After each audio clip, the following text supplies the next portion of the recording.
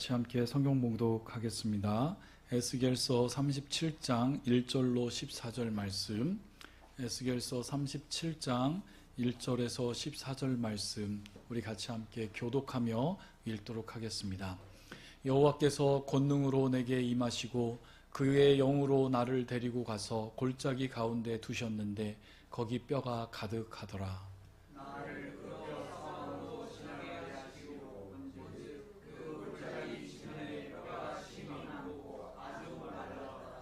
그가 내게 이르시되 인자야 이 뼈들이 능히 살 수 있겠느냐 하시기로 내가 대답하되 주 여호와여 주께서 아시나이다.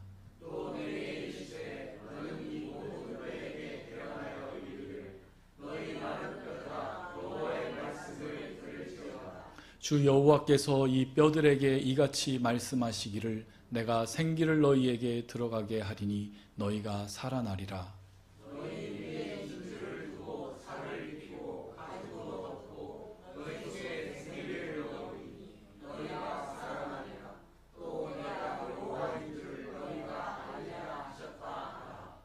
이에 내가 명령을 따라 대언하니 대언할 때에 소리가 나고 움직이며 이 뼈 저 뼈가 들어가 맞아 뼈들이 서로 연결되더라. 내가 또 보니 그 뼈에 힘줄이 생기고 살이 오르며 그 위에 가죽이 없으나 그 속에 생기는 없더라. 또 내게 이르시되 인자야 너는 생기를 향하여 대언하라. 생기에게 대언하여 이르기를 주 여호와께서 이같이 말씀하시기를 생기야 사방에서부터 와서 이 죽음을 당한 자에게 붙어서 살아나게 하라 하셨다 하라. 이에 내가 명령을 대언하였더니 생기가 그들에게 들어가니 그들이 곧 살아서 일어나 섰는데 극히 큰 군대더라. 또 내게 이르시되 인자야 이 뼈들은 이스라엘 온 족속이라. 그들이 이르기를 우리의 뼈들이 말랐고 우리의 소망이 없어졌으니 우리는 다 멸절되었다 하느니라. 그러고 너는 대언하여 그들에게 이르기를 주 여호와께서 이같이 말씀하시기를 내 백성들아 내가 너희 문을 열고 너희도 거기에서 나오게 하고 이스라엘 땅으로 들어가게 하리라. 내 백성들아 내가 너희 무덤을 열고 너희로 거기에서 나오게 한즉 너희는 내가 여호와인 줄 알리라. 내가 또 내 영을 너희 속에 두어 너희가 살아나게 하고 내가 또 너희를 너희 고국 땅에 두리니 나 여호와가 이 일을 말하고 이룬 줄을 너희가 알리라. 여호와의 말씀이니라. 아멘. 사랑하는 성도 여러분, 오늘 회복 마른 뼈들아 라고 하는 제목으로 말씀을 전하고자 합니다. 우리 회복의 하나님께서 우리 한마음교회에 회복의 말씀을 주시고 우리로 하여금 회복해 하십니다. 우리 첫 번째 하나님께서 저와 여러분에게 회복의 음성을 들려주셨던 그 음성 기억하십니까? 내가 어디 있느냐. 아담과 하와에게 물으셨던 그 사랑의 음성을 우리가 들었고 또 모세에게 두 번째 음성을 들려주실 때에 내 발에 신을 벗으라 음성을 들려주셨습니다. 오늘은 세 번째 시간 바로 마른 뼈들아 라고 하는 그 음성을 저와 여러분에게 들려주시는 시간입니다. 오늘 우리는 이스라엘의 가장 암울했던 시기에 주어진 하나님의 놀라운 회복의 메시지, 소망의 메시지를 우리 같이 함께 살피려고 합니다. 에스겔 37장에 우리가 같이 함께 읽은 마른 뼈의 환상은 우리 너무나 유명한 구절이며 우리에게 회복이 필요할 때마다 들려진 메시지이기도 합니다. 그만큼 하나님의 회복의 능력이 강력하게 들어있는 메시지입니다. 기원전 587년 예루살렘은 바벨론에 의해서 완전히 함락됐습니다. 성전은 파괴되었고 예루살렘 도시는 완전히 잿더미가 되었으며 수많은 예루살렘의 백성들은 죽거나 포로로 끌려갔습니다. 포로로 끌려가는 그 행렬의 김이 얼마나 길었는지 그것을 이루 말할 수가 없었고 그 행렬 가운데는 고통과 애통밖에는 없었던 행렬이었습니다. 얼마나 잔혹하였는지 그 행렬에서 도망가지 못하도록 바벨론 군대는 온 이스라엘 백성들을 철사로 귀를 뚫어서 한 줄로 묶어서 가는 행렬을 벌였다고 합니다. 이미 그들은 첫 번째 포로가 되어서 기원전 597년, 그러니까 10년 전에 이미 바벨론에게 끌려간 이들이 이제 예루살렘의 완전한 함락의 멸망의 소식을 듣게 되었습니다. 바로 이 에스겔서는 첫 번째 포로로 들려간 바벨론 땅에 포로로 이미 잡혀가 있는 자들에게 들려진 하나님의 음성이었습니다. 하나님께서는 비록 우리는 포로로 이 땅에 잡혀와 있지만 거룩한 하나님 나라의 백성, 하나님의 굳건한 오른손으로 저 예루살렘은 지켜주실 것이라고 하는 일말의 희망을 가지고 그들은 포로 생활을 했습니다. 그러나 그들에게 들려온 소식은 처참한 예루살렘의 멸망의 소식이었습니다. 포로로 잡혀 있었던 그들의 마지막 희망마저 앗아가는 소식이었습니다. 바벨론의 포로로 잡혀 있는 그 포로들에게 남아있는 것은 무엇이 남아 있었겠습니까? 희망은 없고 오직 절망뿐이었습니다. 그 백성들에게 예루살렘의 멸망은 단순히 국가적인 재난을 떠나서 자신들의 신앙의 위기였습니다.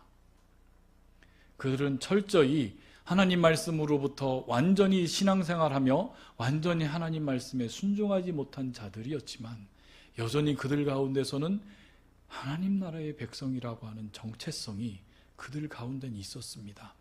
비록 멸망당하고 비록 포로로 잡혀와서 비참한 노예의 생활을 하는 그 순간 속에서도 그들은 일말의 희망을 갖고 있었는데 그것은 하나님께서 그들과 같이 함께 해주실 것이며 예레미야 선지자로 들려주었던 주님께서 우리를 돌아오게 하시라 하셨던 그 명령을 생각하며 그곳에서 포로 생활하는 자들이었기 때문에 예루살렘의 완전한 함락의 소식은 단순히 국가의 멸망에 대한 소식이 아니라 신앙의 위기로 봉착하게 됩니다. 무슨 말이죠? 하나님 살아계십니까? 어찌 하나님 살아계신데 저 하나님의 거룩한 성 예루살렘이 하나님의 그 거룩한 성전이 불타 없어버리고 함락이 될 수 있습니까?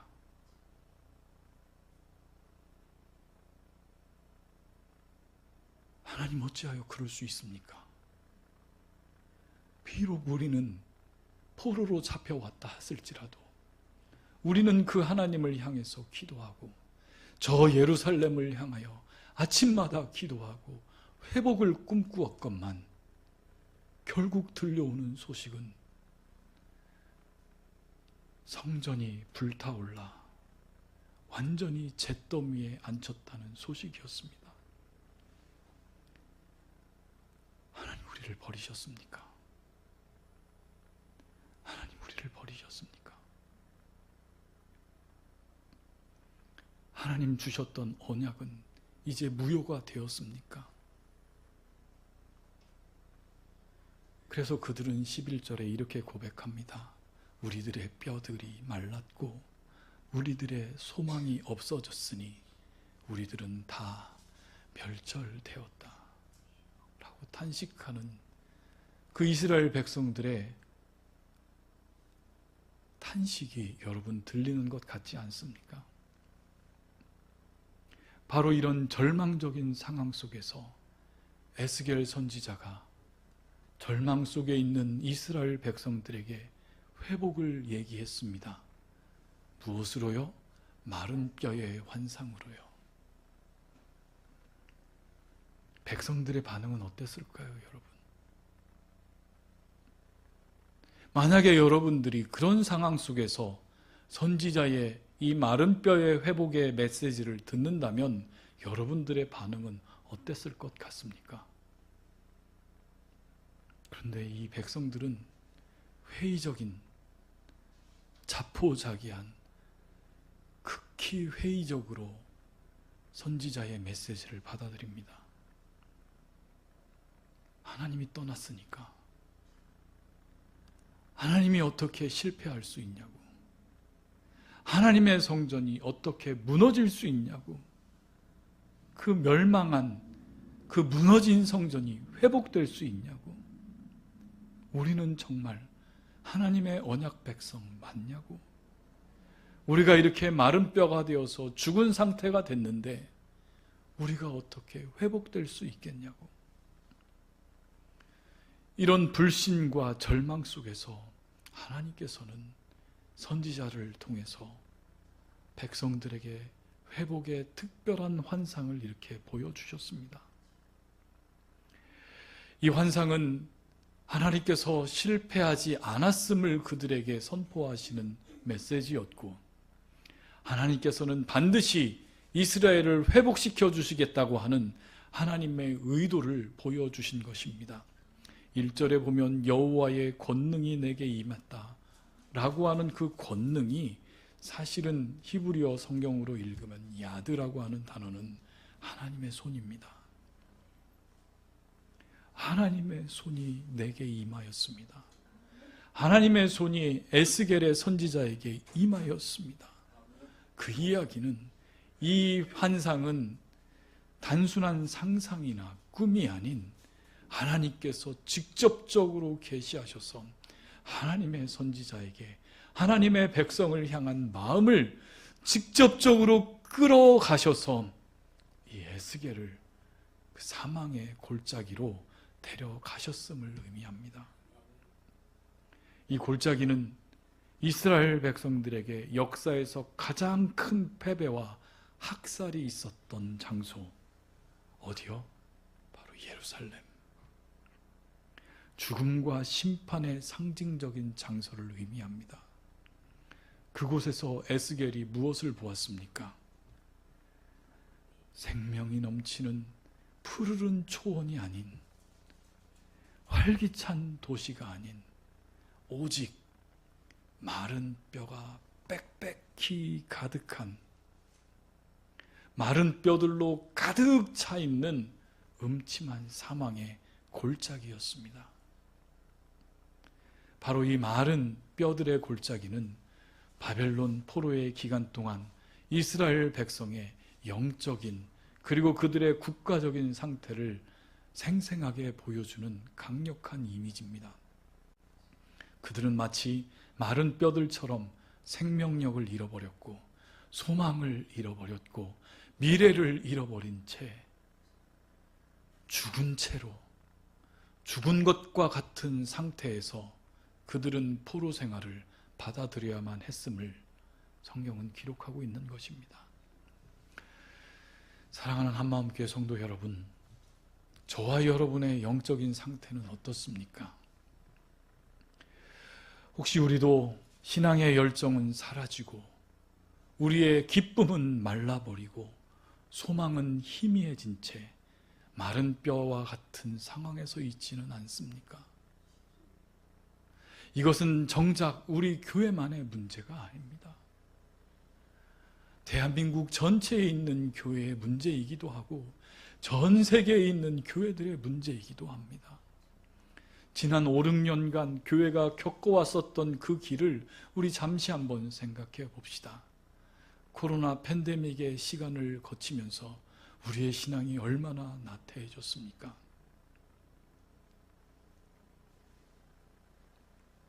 그로 인해서 모든 교회마다 펼쳐진 경제적인 어려움과, 그로 인해서 부수적으로 발생되는 교회의 분열, 가정의 위기, 건강의 문제 등 수많은 고통들이 우리들의 뼈가 말랐고 우리들의 소망이 없어졌음을 여러분 느끼고 계시지 않습니까? 여전히 우리는 메말라 있는 것처럼 느껴지는 그런 영적인 상태에서 우리는 있지 않냐는 말입니다. 오늘 말씀을 통해서 하나님께서는 그 어떠한 절망적인 상황 속에서도 하나님의 회복의 역사가 이룰 수 있음을 저와 여러분에게 음성을 통해서 알려주십니다. 마른 뼈들이 살아났습니다. 살아나서 무엇이 되었습니까? 큰 군대가 된 놀라운 환상을 단지 이스라엘 백성들에게만 보여준 것이 아닌 하나님 나라의 백성인 저와 여러분에게 보여주십니다. 하나님께서는 불가능한 상황 속에서도 우리를 회복시킬 수 있는 능력이 있음을 선지자들을 통해 이렇게 선포하고 있는 것입니다. 1절부터 3절까지의 말씀을 통해서 죽음의 현실을 우리는 바라볼 수 있습니다. 그 첫 번째 장면에서 하나님께서는 에스겔을 마른 뼈들의 사방으로 지나가게 하십니다.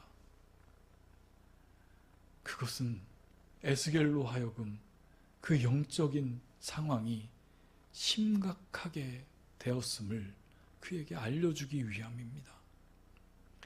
여기에서 주목해야 될 것은 뼈들이 많았을 뿐만 아니라 그 뼈들이 어떻게 했다고 2절에서 말하고 있죠? 2절을 한번 읽어보겠습니다.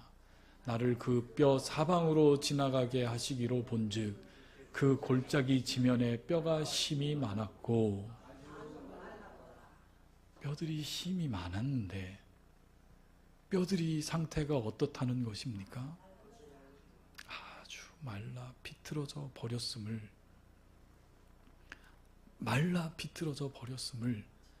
하나님은 보여주셨습니다. 무슨 말입니까? 완전 죽음의 상태가 되어 회복이 불가능한 상황을 하나님의 선지자에게 보여주었습니다. 이 마른 뼈들은 11절에서 인자야 이 뼈들은 이스라엘 온 족속이다 라고 이야기를 하십니다. 바로 그 마른 뼈들은 바벨론 포로에 끌려간 이스라엘 백성들, 그들의 영적인 상황과 그들의 국가적인 상태를 상징합니다. 그들은 생명력을 잃었고 소망을 잃었으며 미래를 잃은 채 그들은 완전히 죽은 자처럼 살아있지만 그들의 온 삶이 메말라버린 상황에서 마른 채로 서로 삐그덕삐그덕거리며 부딪히는 그 뼈 속에, 그 아픔 속에서 그들은 그렇게 살아가고 있다는 것입니다. 사랑하는 성도 여러분, 이 메시지는 저와 여러분에게 주는 큰 의미가 있습니다. 우리도 우리의 영적인 상황이 이렇게 메말라 있는 형식적인 신앙생활에 머물러 있지는 않습니까? 우리 안에 그 한껏 있었던 열정은 이제 사라져 버렸고, 기쁨은 메말라 버렸고, 소망은 희미한 채 마른 뼈와 같은 상황에 저희들이 있지는 않습니까? 하나님께서는 에스겔에게 물어보십니다. 인자야, 이 뼈들이 능히 살 수 있겠느냐? 인간적인 관점에서 본다면 메말라버린 그 뼈를 보면 불가능합니다. 마른 뼈들이 다시 살아날 수 없습니다. 그러나 선지자는 이렇게 대답합니다. 주 여호와여, 주께서 하십니다. 이것은 회피가 아닙니다. 하나님을 향한 신앙의 고백입니다. 인간적으로는 불가능하지만 하나님은 가능함을 하실 수 있음을 고백하는 것입니다. 그러자 주님께서는 말씀의 능력으로 에스겔에게 말씀하십니다. 4절부터 6절 말씀에 보면 하나님께서는 에스겔을 향하여 뼈들을 향하라고 예언하라고 말씀하십니다. 놀라운 명령입니다. 메마른 뼈들은 말씀을 듣지도 못하고 반응할 수 없는데 하나님께서는 그 뼈들을 향하여 말씀하라고, 그 뼈들에게 말씀이 전하여짐을 주님께서는 선지자들을 통하여 선언하라 하십니다. 바로 말라 비틀어진 뼈들에게 필요한 첫 번째 회복의 음성은, 그들에게 들려져야 할 회복의 음성은 마른 뼈들아 였습니다. 마른 뼈들아, 너희 마른 뼈들아, 하나님의 아심이 먼저입니다. 그 백성의 불가능을, 그 백성의 메말라 있음을 하나님이 먼저 아셨습니다. 그래서 하나님께서는 그 아심을 가지고 너희들은 마른 뼈들이다, 너희들은 메말랐다라고 하는 그 상태를 주님께서는 알기를 바라시며 그들에게 들려주신 첫 번째 회복의 음성이 마른 뼈들하였습니다. 그리고 말씀이 임합니다. 하나님의 말씀이 창조의 능력을 가지고 그들에게 임합니다. 마치 창세기 1장에서 하나님께서 빛이 있으라 말씀하시자 빛이 생겼듯 하나님의 말씀은 그 자체로 생명이고 창조하는 능력이 있습니다. 에스겔 선지자가 하나님의 말씀을 선포할 때에 그 뼈들에게는 모두 4가지의 변화가 일어납니다. 7절부터 8절 말씀을 한번 읽어보겠습니다. 이에 내가 명령을 따라 대언하니 대언할 때에 소리가 나고 움직이며 이 뼈 저 뼈가 들어맞아 뼈들이 서로 연결되더라. 내가 또 보니 그 뼈에 힘줄이 생기고 살이 오르고 그 위에 가죽이 덮이나 그 속에는 생기는 없더라. 어떻게 변화가 돼요? 하나님의 말씀이 뼈들에게 임했습니다. 하나님의 말씀이 임했습니다. 그게 중요합니다. 메마른 뼈들에게 필요한 것은 그들의 노력이 아니라 그들의 할 수 있음으로 드러나는 것이 아니라 하나님의 말씀이 대언하여 그 뼈들에게 임했을 때에 드디어 그 뼈들이 연결되기 시작합니다. 소리가 나고 움직임이 있어 이 뼈 저 뼈들이 서로 맞아 연결되기 시작하며 그 뼈들의 힘줄이 형성이 되고 힘줄이 형성된 그 위에 근육이 생기고 살이 오르며 그 위에 사죽이 덮여버리는 놀라운 변화가 생기게 됩니다. 바로 하나님의 회복이 이렇게 점진적인 과정임을 보여줍니다. 마른 뼈들은 단 한 번의 이야기로 회복되지 않고 단계마다 회복되어져 갑니다. 이것은 바로 우리의 회복을 뜻합니다. 단 한 번에 완전히 회복되는 역사는 흔한 역사가 아닙니다. 하나님께서는 단계마다 말씀을 통해서 회복이 필요한 지점에 우리를 뼈들로 연결하게 하며 그 위에 힘줄을 허락하시고 힘줄을 덮는 근육을 나게 하시며 덮게 하시고 근육을 덮는 표면을 살갗을 우리들에게 허락하시며 우리를 단계적으로 회복합니다. 그러나 정작 중요한 게 무엇입니까? 8절 후반부입니다. 그러나 그 속에는 생기는 없었더라. 외형적인 형식과 형태는 갖추었는데 무엇인가 그럴듯한 모습은 갖추어진 상태가 되었는데 아직 무엇이 없습니까? 생명이 없습니다. 바로 그 지점이 이 시대를 살아가고 있는 그리스도인들의 모습이 아닐까요? 교회는 출석하고 있고 11조도 잘하고 헌금도 충실히 하고 봉사도 하고 성경도 읽고 찬양도 하고 무엇인가는 열심히 신앙의 형식은 갖추었지만 정작 내면에는 진정한 영적인 부흥이 없이 내면에는 내가 살아남이 없이 생명력이 없는 상태를 말입니다. 이런 상황은 끊임없이 교회의 역사를 통해서 반복됩니다. 예수님께서 에베소 교회를 보면서 너희가 처음 사랑을 버렸나? 너희가 처음 사랑을 버렸다라고 책망을 하시면서 그 초대교회에 아름다운 완전한 그 초대교회 역시도 바로 이런 현상이 있었음을 책망합니다. 바로 회복에는 우리 안에 갖추어져 있는 형식적인 종교 생활이 아닌 무엇이 필요함을 말합니까?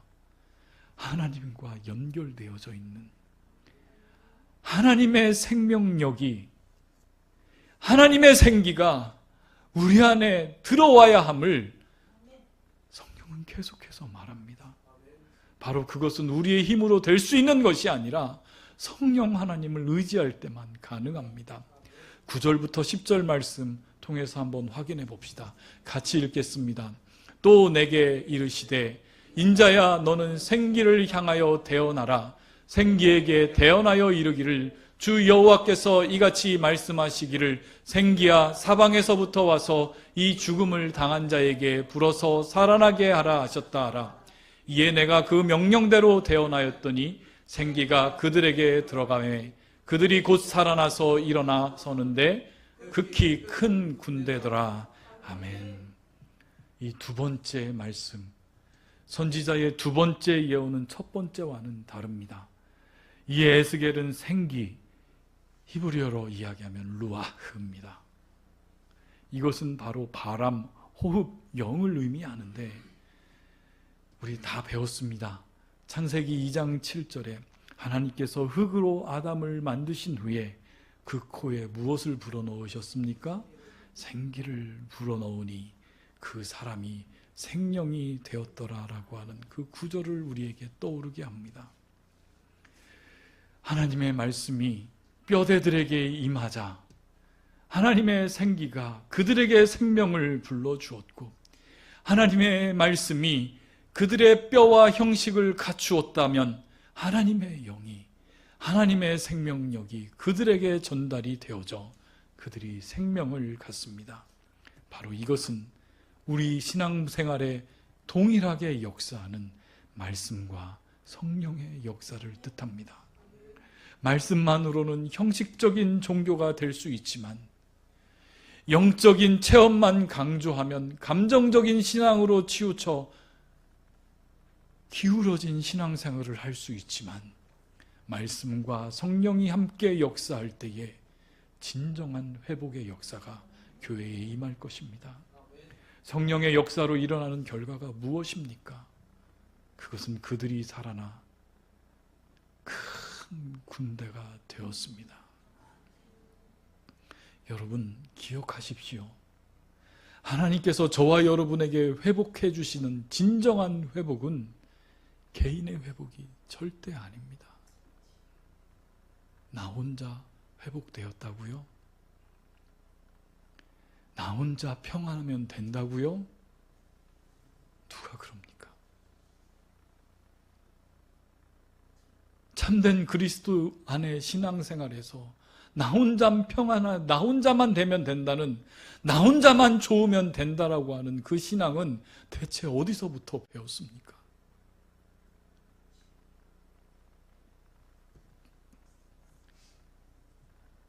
회복이 임했을 때 큰 군대가 일어났습니다. 단순히 개인적인 회복이 아닌 집단적인 부흥, 집단적인 살아남이 일어남을 뜻합니다. 죽음에서 생명으로, 무질서에서 질서로, 약함에서 강함으로 변화가 일어납니다. 다시 주님께서 살아나게 하실 때는 단 한 사람을 살아나게 하신 것이 아닌 큰 군대로서 하나님의 교회를 온전히 회복시키심이 일어납니다. 사랑하는 성도 여러분, 우리 교회도 하나님의 생명력으로 충만해질 때에 우리 역시 하나님의 군대로 강하게 세워질 것입니다. 세상을 변화시킬 수 있는 이 사당동 일대를, 이 동작구를, 서울을, 아니 대한민국을, 세상을 변화시키는 하나님의 큰 군대로 저와 여러분을 변화시켜 주실 것입니다. 마지막으로 하나님께서는 하나님의 언약과 하나님의 끊이지 않는 회복의 약속을 11절부터 14절을 통해서 약속해 주십니다. 바로 하나님께서는 이 환상의 의미를 직접 설명해 주십니다.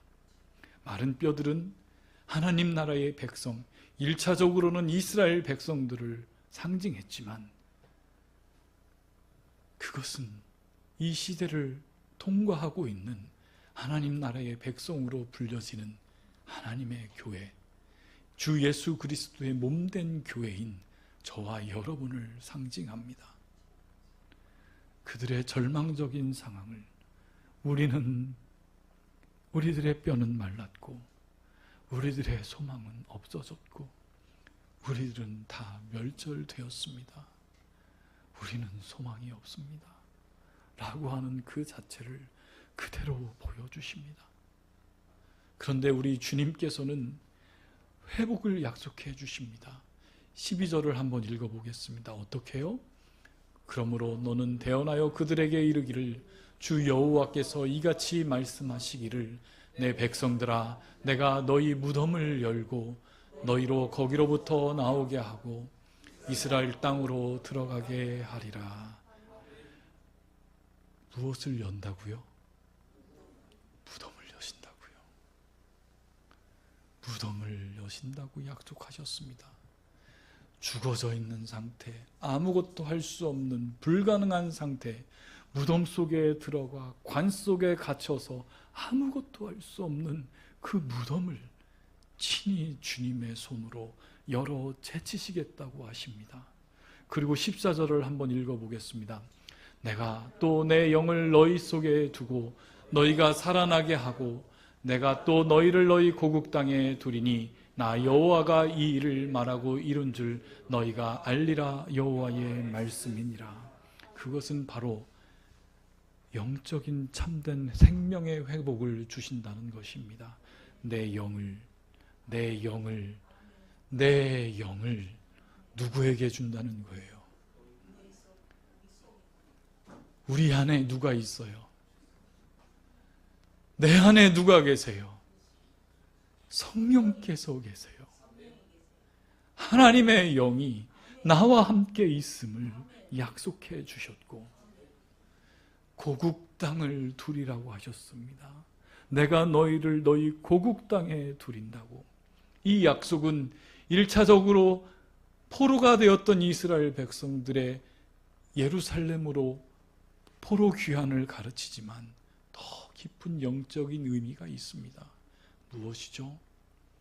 우리에게 돌아갈 본향으로 저와 여러분을 이끄신다는, 우리가 하나님께서 죄의 노예 상태에서 우리가 이 세상에서 살아가고 있지만 성령 하나님을 통해서 우리에게 새 생명을 허락하여 주실 것이고 궁극적으로 저와 여러분을 통해서 돌아가게 하실 하나님의 본향, 하나님 나라의 완성을 약속하시는 것입니다. 이 모든 과정 속에서 여러분 가장 중요한 말씀이 무엇입니까? 그것은 너희가 나를 여호와인 줄 알리라. 13절 한번 읽어볼까요? 내 백성들아 내가 너희 무덤을 열고 너희로 거기로부터 나오게 한즉 너희는 내가 여호와인 줄 알리라. 너희는 내가 여호와인 줄 알리라. 즉 하나님의 주권적인 신실하심을 인정하는 것입니다. 다른 말로 하나님의 하나님 되심을 우리가 경험하는 것입니다.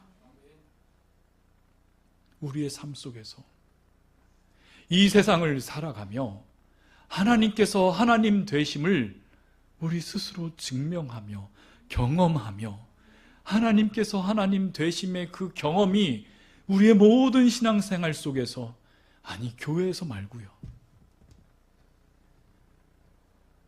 문제는 교회에서도 하나님의 하나님 되심이 나타나지 않는 게 문제인데, 하나님의 하나님 되심이 교회에서뿐만이 아니라 여러분이 속해 있는 학교와 직장과 가정에서 하나님의 하나님 되심이 나의 삶을 통해서 증거되어지고 경험되어지는 것. 그래서 하나님께서 자신의 영광을 위해서, 자신의 이름을 위해서 저와 여러분을 아낌없이 사용하시는 그것이 참된 회복을 저와 여러분에게 말하고 있는 것입니다. 이것이 바로 개혁주의 신학의 핵심입니다. 장로교인이라고 했을 때 바로 이게 우리가 믿는 핵심이라는 것입니다. 우리의 구원과 회복은 우리 인간이 할 수 있는 것이 하나도 없음을 고백하며 오직 하나님의 주권적인 은혜로 이루어진다라고 하는 고백입니다. 우리는 마른 뼈와 같이 스스로 생명을 얻을 수 없으나 하나님께서는 말씀과 성령으로 우리를 살리시고 회복시키시겠다고 하는 그 말씀이 저와 여러분에게 임하였다라는 것입니다. 사랑하는 한마음교회 성도 여러분, 바로 지금이 그 순간입니다. 우리는 더 이상 우리 자신을 속일 수 없습니다. 마른 뼈들아, 마른 뼈들아, 주님께서 그 마른 뼈됨을 아셨고 저와 여러분에게 알라고 음성을 들려주십니다. 우리의 영적인 상태를 정직하게 우리는 하나님의 말씀 앞에 직면해야 합니다. 형식만 남은 예배, 생명력 없는 기도, 감동 없는 말씀, 그저 형식만 남아있는 우리의 신앙의 형태. 아버지, 우리가 마른 뼈가 되었습니다. 아버지, 우리가 빼빼 말라버려 생명력 없는 그저 형식만 남아있는 자들이 되었습니다.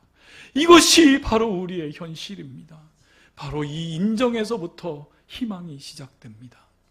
하나님의 말씀은 죽은 것 같이 메말라 발아있는 저와 여러분에게 찾아오시고 계십니다. 우리는 매일 말씀을 통해서 목마른 심령으로 주님 앞에 나아가십시오.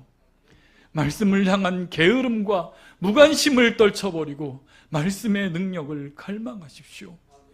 말씀은 단순히 글자가 아니라 우리의 메말라버린 뼈와 우리의 근육과 힘줄과 살갗을 부여하는 바로 생명의 원천입니다. 성령 하나님의 호흡을 간절히 간구하십시오. 이 마른 뼈들에게 생기를 불어넣어 주십시오. 바로 이것이 우리의 절박한 기도가 되어야만 합니다. 형식적인 신앙생활로는 여러분 충분치 않습니다. 성령 하나님의 불, 그 뜨거운 불이, 성령 하나님의 바람이, 성령 하나님의 호흡이, 생명이 저와 여러분을 통과할 때 진정한